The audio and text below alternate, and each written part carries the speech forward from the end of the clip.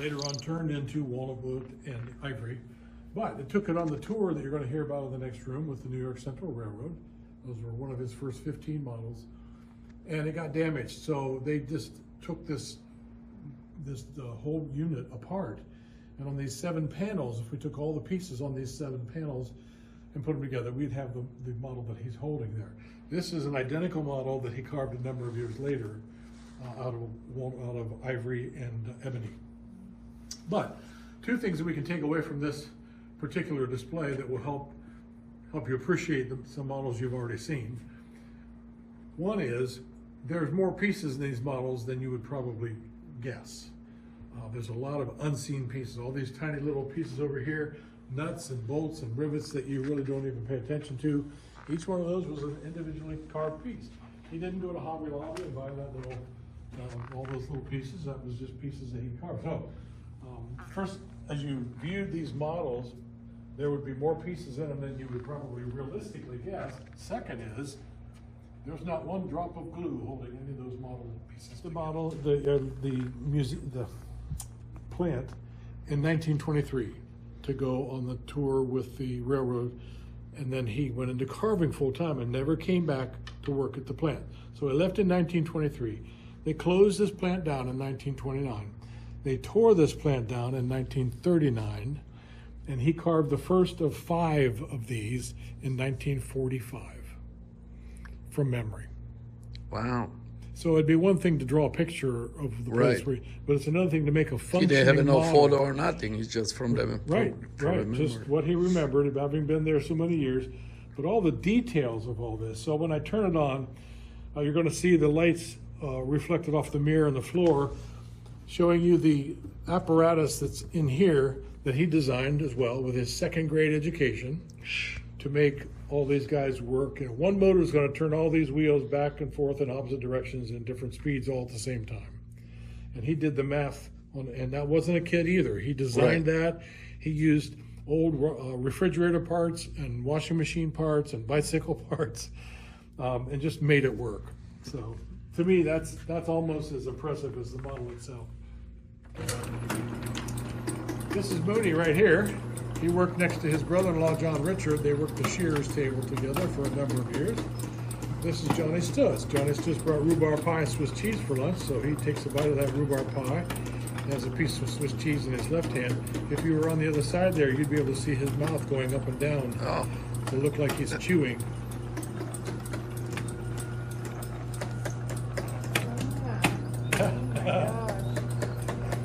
This is Henry, the maintenance man. When everything was functioning properly, he would find a little spot where he could take a nap, and his supervisor would have to hunt him down and shake his foot down and tell him to get back to work.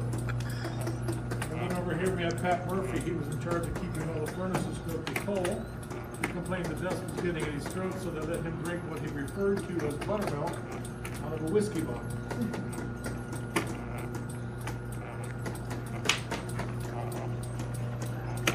You guys need more exposure.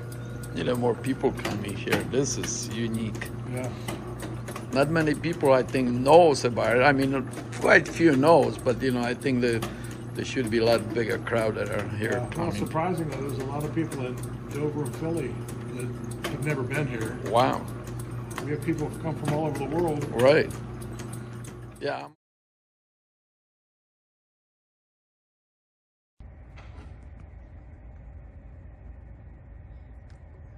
500, what?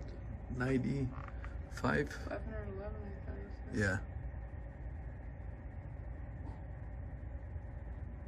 What a mind. 2nd grade education.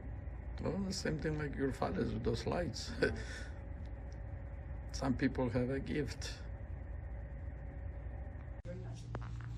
All the little chains that you see at the back and everything, they're all moving.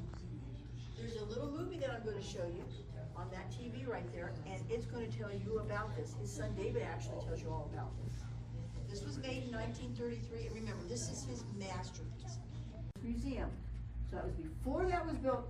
Those 2 and many others were in your house. To be on the scale that Frida was. This one is a very important one. That's hollow inside. And that is one piece of wood on the top where it looks like coal. You push a little piece of coal on top and it slides back. Right now it has 3 pocket watches 2 cufflinks, a dollar bill, an article from the 1940s, and some people's names in there that were just put in this past February.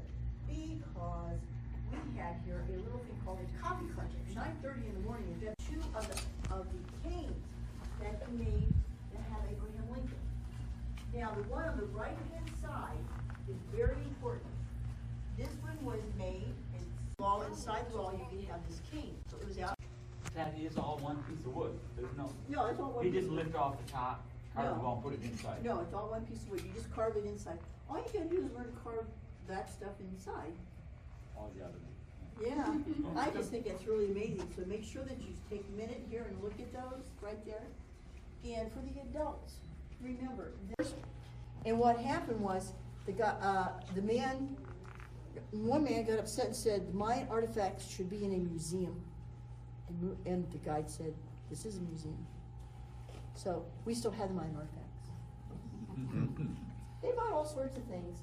This is a very important thing that happened in Mooney's life and his brother Fred's.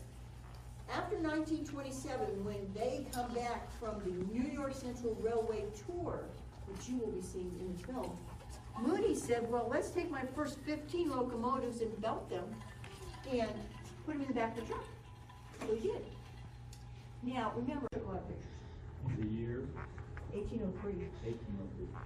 In the United States, we don't start making locomotives until the late 1830s. Because remember, we're going through 1812, okay, there's a war with England and Canada, you know, has some small problems, Indians, you know, things like that.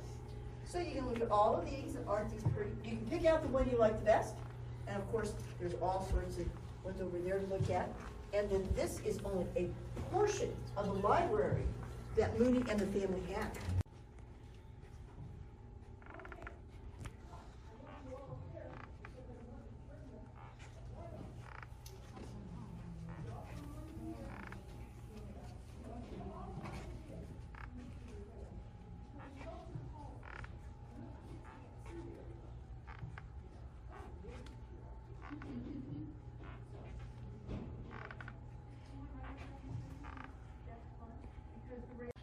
It's okay. Yeah, now, see this? Isn't that cool? This is historical importance because it's the first Empire State Express broke this passenger speed record May 10th, 1893 and went 112.5 miles per hour. On this bridge between Batavia and Buffalo, New York, there were only 6 people on it because they wanted to make it as fast as speed as possible. So that's very important because it broke the speed record. However, the train has 7,000 pieces of ivory in it. It has 4,000 individually carved bricks with ivory inlay, and that's ebony wood on the bottom. That's the bridge, and the little nails keep it together. But isn't it just beautiful? This, of course, is all ivory up here. We do not promote using ivory in carving any longer. There's a lot of things you can carve with nowadays. And nowadays they got that machine that makes all that stuff. So you can get a picture of that. Thank you. You're welcome. Carving at the top. He did this one when he's 19. He did that one when he's 24. Of course, you see some more canes of Abraham Lincoln. That was the one that pulled the Lincoln funeral train from Cleveland to Columbus. And in Lincoln's body was only viewed in 10 cities on that trip. Oh, seriously, we have the receipt for when the house was built in 1912. Lost the use of his right hand. All he could do was hold it. He couldn't carve any longer. This is the Lady Baltimore that went up and down past his house on the railroad track that I mentioned out there. And he could have had his son David finish it. David volunteered to finish it, and he said no, because when he said, you're supposed to work on something you love to do until you can't do it anymore. He wanted this left like this. Very pretty.